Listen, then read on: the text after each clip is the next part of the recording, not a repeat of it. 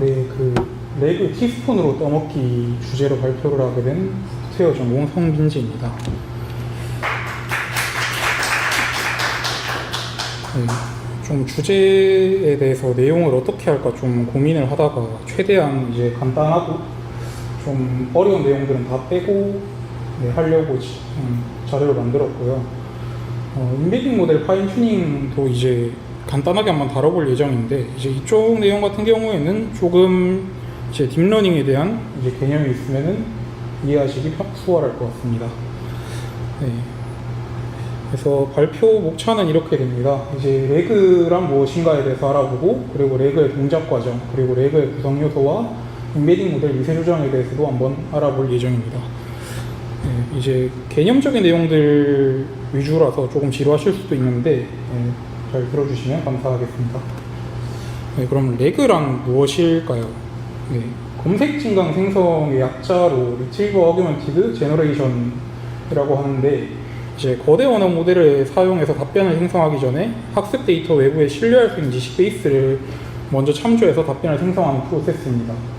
네, 이게 이제 앞서 발표에서 뭐 레그 기술들이 이제 조금씩 등장을 했었는데, 이제 이런 이제 레그를 어떻게 만들 수 있고 그 레그를 구성하는 요소들은 어떤 게 있는지 좀 알아보겠습니다. 자, 그럼 먼저 레그가 왜 필요할까요? 이렇게 이제 그냥 아무것도 없는 상태에서 거대 언어 모델에게 질문을 하게 되면은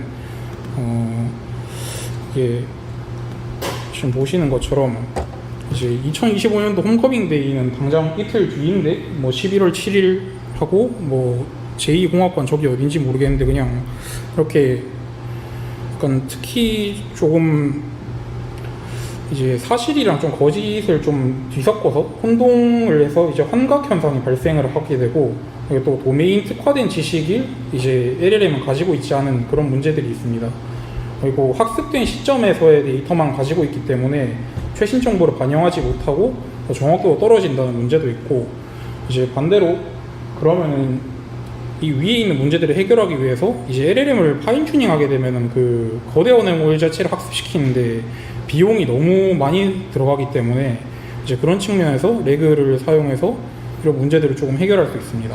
그리고 답변을 할 때 그 근거를 조금 같이 담아서 이제 어떻게 그런 답변이 나오게 되었는지에 대한 이제 출처를 또 찾아낼 수가 있고요. 그럼 레그가 이제 구체적으로 사용되는 사례 같은 경우에는 이제 퍼플렉시티나 아니면은 각각 은행 앱들에서 사용하는 이제 챗봇, 그냥 특정 도메인이라든지 산에서 사용한 챗봇 등을 쉽게 개발할 수 있습니다. 네. 이제 간단하게 레그의 동작 과정에 대해서 한번 알아보겠습니다. 이제 나이브 레그라고 하는 가장 기본적인 형태의 레그의 파이프라인인데요.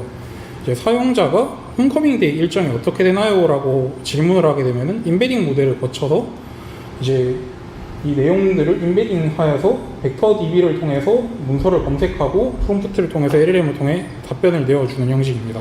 이제 각각의 요소들이 무엇인지는 뒤에서 한 번 더 자세하게 알아보겠습니다. 네, 레그의 구성 요소입니다. 제 레그의 구성 요소는 크게 인베딩 모델과 지식 검색기 그리고 지식 증강 생성기 이렇게 세 가지로 나뉘게 되는데요. 이쪽에서 크게 검색 파트와 생성 파트로 나눌 수 있습니다. 이제 검색 파트에서 인베딩 모델 같은 경우에는 사용자의 입력을 자연어를 이제 컴퓨터가 이해하고 처리할 수 있는 어떤 벡터로 변환하게 되는 자연어 처리 모델입니다. 이제 예를 들어서 2025년도 컴퓨터 소프트웨어 공학과 홈커밍 데이는 언제인가요? 라는 질문을 이제 쿼리를 하게 되면 이것을 인코딩 시켜서 이런 형태로 벡터로 변환을 하게 됩니다. 이 벡터 같은 경우에는 이제 인베딩 모델마다 가지고 있는 이제 내용들이 다르고 이제 만들어내는 차원에서도 다르기 때문에 이제 그런 부분도 좀 중점적으로 확인하시면 좋을 것 같습니다. 네, 그럼 인베딩 모델이 왜 필요한지를 한번 또 생각을 해볼 수 있는데요. 가장 큰 이유는 이제 RAG에서 리트리버리 검색이죠. 네, 이 검색은 크게 두 가지 종류가 있습니다. 키워드 검색과 그리고 시멘틱 검색, 흔히 뭐 벡터 검색, 유사도 검색이라고 얘기하는 시멘틱 검색이 있습니다. 이제 키워드 검색 같은 경우에는 여러분들이 좀 이제 다들 잘 아시는 이런 어떤 키워드를 입력했을 때 그 키워드와 정확하게 일치하는 문서를 찾아내는 이제 검색 방법입니다. 뭐 이런 셀렉트 문뿐만 아니라 엘라스틱서치에서 사용하는 풀텍스트 검색과 BM25 검색 등도 키워드 검색에 해당합니다. 그럼 반대로 시멘틱 검색은 어떤 거냐 하면은 이제 비밀번호를 어떻게 재설정하나요? 라고 하는 이런 질문에 대해서 비밀번호나 뭐 재설정 같은 키워드가 없어도 이제 계정 암호 복구 단계는 다음과 같습니다. 이런 식으로 이제 어떤 의미론적으로 유사한 문장을 찾아내는 검색 방법입니다. 자, 그러면 이 의미론적으로 유사한 유사한 문장과 문서를 어떻게 찾아내는지 과정을 한번 간단하게 살펴보겠습니다. 네, 이제 그 내용이 이제 지식 검색기를 통해서 알 수 있는데요. 지식 검색기는 이제 인코딩된 질문을 바탕으로 지식 베이스에서 관련된 정보를 검색하는 이제 검색기입니다.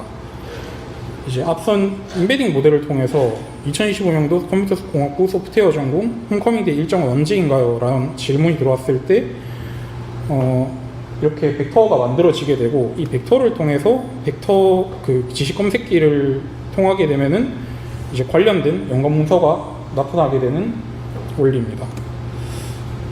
이제 간단하게 원리를 한번 살펴보게 되면은 이제 이렇게 두 개의 문장 혹은 문서가 있습니다.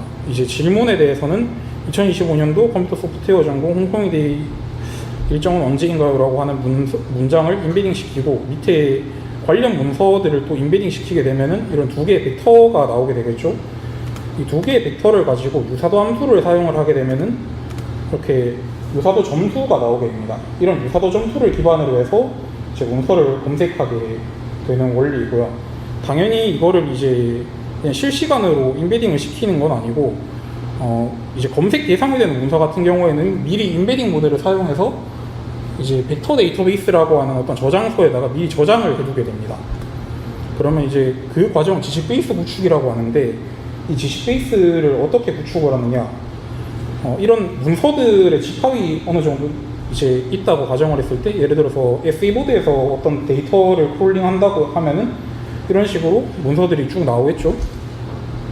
근데 이제 저장을 할 때는, 여기는 이제 안 나와 있지만 저장을 할 때는 이런 문서를 통째로 인베딩 시켜서 저장을 하는 게 아니라 인베딩 모델이 어느 정도 문장을 잘 이해할 수 있는 크기로 나누게 되는 청킹이라고 하는 작업을 또 수행하게 됩니다.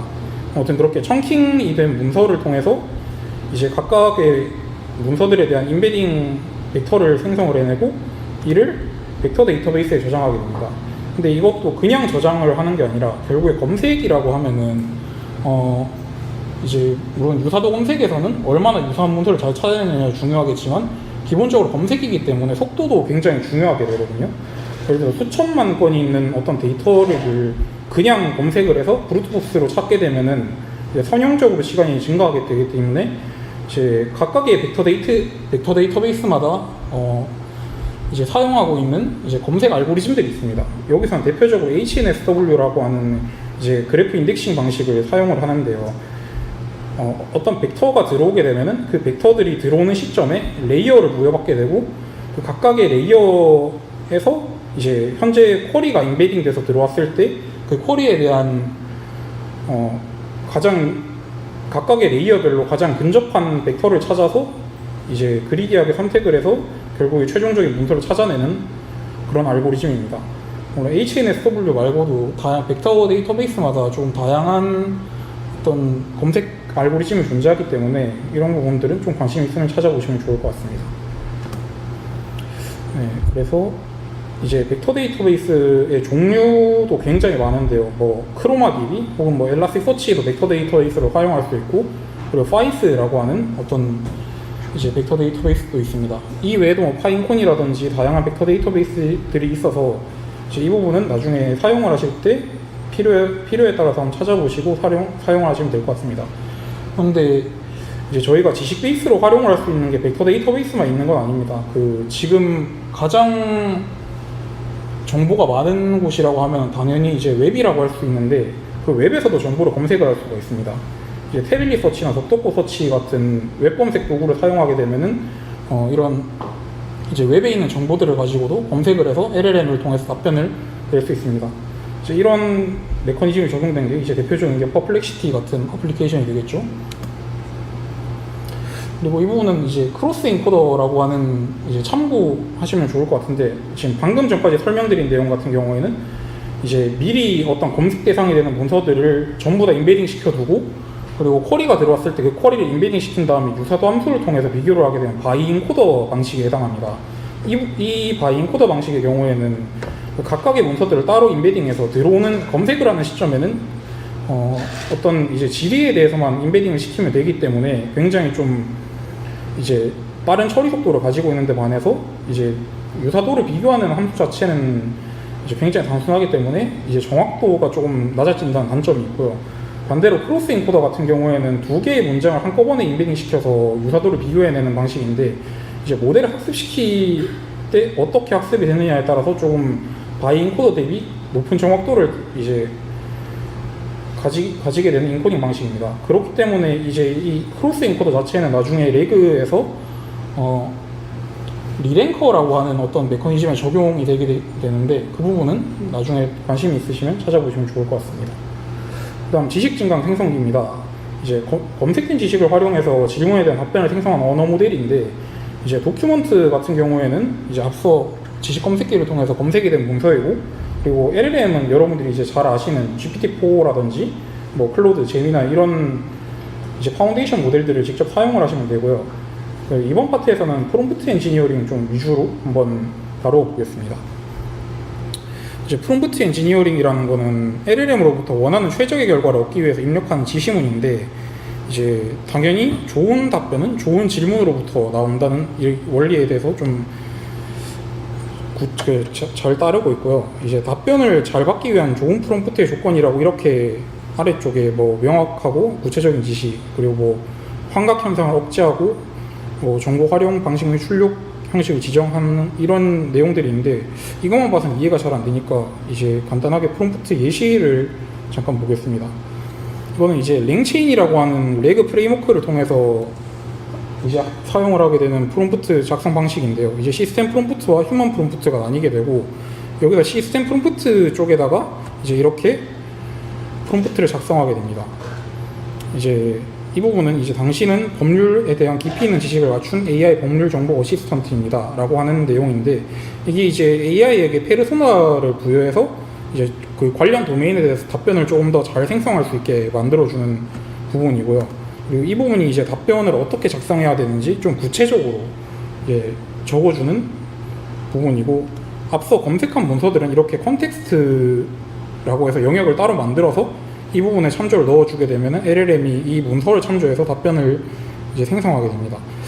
모든 프롬프트를 이런 식으로 작성을 해야 되는 건 아니고, 프롬프트 자체가 이제 도메인마다 또 다르고, 이제 자기가 만들고자 하는 어떤 어플리케이션의 그 목표에 따라서 그 프롬프트는 계속 변하기 때문에, 이제 레그 기반의 서비스를 만들 때 이런 프롬프트 엔지니어링을 통해서 프롬프트를 내가 원하는 답변을 최대한 만들어낼 수 있게 유도를 하는 그 프롬프트 튜닝 과정이 또 필수적으로 들어가게 됩니다.